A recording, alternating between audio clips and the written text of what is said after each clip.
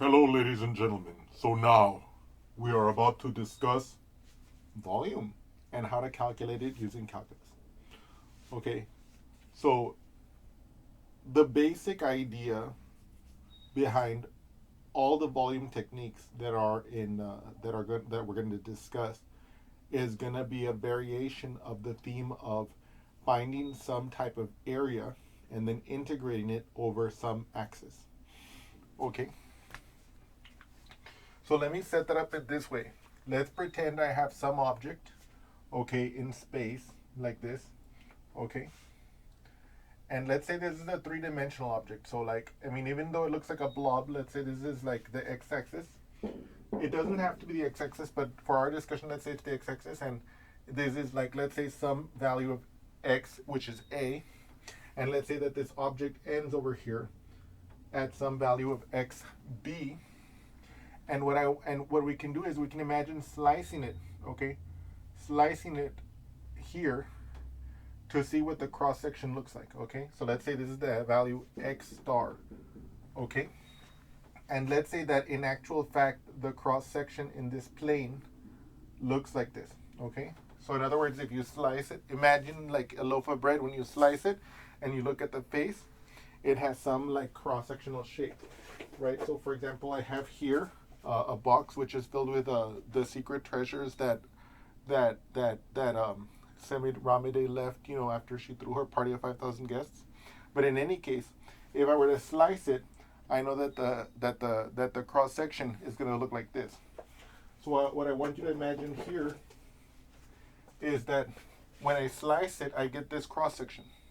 And what I want you to imagine is that because I sliced it at x star, I'm going to call this the area of x star, okay?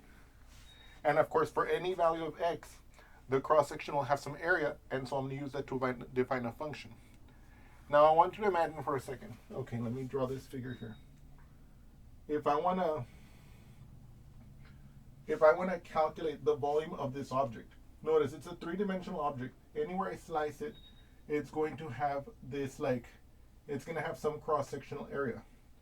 So the question then becomes, okay, if this is that area, what is I can imagine if I give it some thickness. Okay, like imagine like a slice of bread.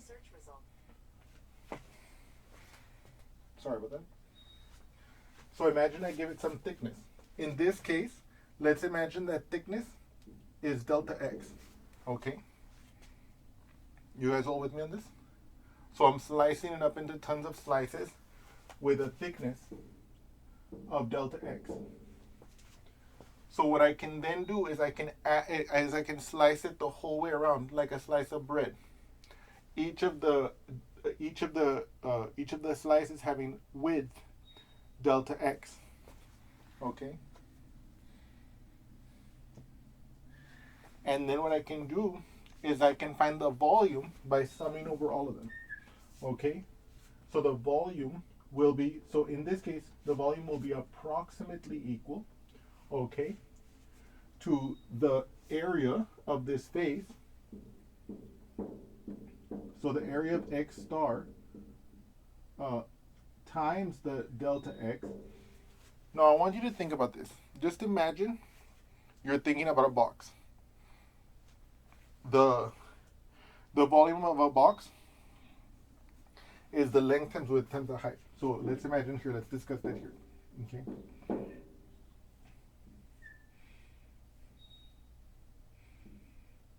So this is my box.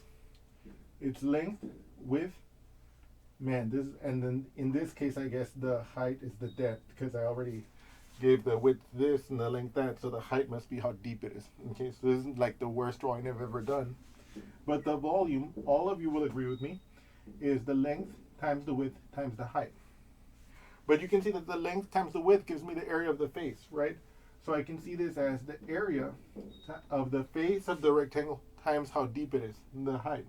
And you can see that's exactly what this is. This is the volume of a slice, okay? Okay.